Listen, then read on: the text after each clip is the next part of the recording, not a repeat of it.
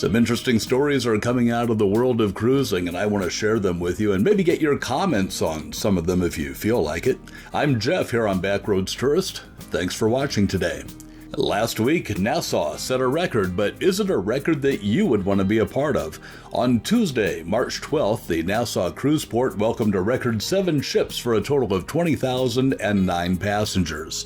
The 7 ships visiting Nassau that day were the Carnival Liberty, Visions of the Seas, Disney Wish, Independence of the Seas, Sea Cloud Spirit, Carnival Paradise, and Carnival Elation. Were you there that day? Would you want to be there that day? I'm sure the stores loved it, but I don't know if I'd enjoy being in port with 20,000 people.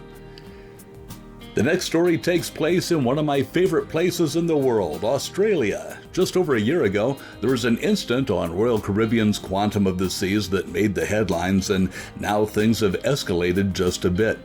You may remember the story of a magician who was doing a show in the theater when something bizarre happened. He had a woman from the audience on stage as a volunteer, and he was doing a trick where she was getting fairly close to him. Well, a man rushed out of the audience and pushed the magician over, causing him to hit his head on the floor, and he had a few bruises because of it. The man then stormed off in a huff. This was witnessed by hundreds of people and caught on video. Now, the report I read said that it wasn't clear if the man and woman knew each other or were traveling together, and I think that's kind of odd because I would imagine that this would be pretty easy to figure out. The man was not detained or reprimanded, and he was allowed to enjoy the rest of the cruise. So the magician, Ben Murphy, is not only suing the assailant, but also Royal Caribbean for damages. The lawsuit was filed right before Christmas and is progressing towards a court date.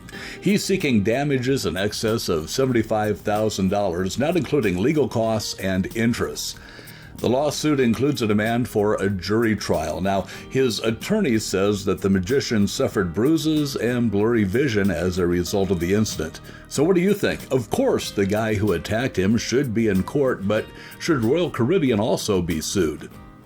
And finally, passengers on the Norwegian Getaway would certainly like to get away from the string of bad luck the ship has been experiencing. On Sunday, embarkation on the Getaway was delayed for several hours in New York City due to a mechanical issue on a previous sailing.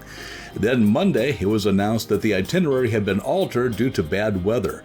Instead of docking at the Royal Navy dockyard in Bermuda on Tuesday, it's going to spend an extra day at sea and arrive on Wednesday at about 8 a.m. The Getaway will stay in Bermuda until March 22nd and will extend their departure time to 2 p.m. rather than the scheduled 7 a.m. to give passengers an extra 7 hours in Bermuda.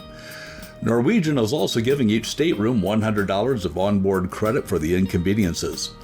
Please like this video and subscribe to the channel. I'd certainly appreciate it. That's your cruise news update for today. I'm Jeff, and I'll see you on the back roads or on a future cruise.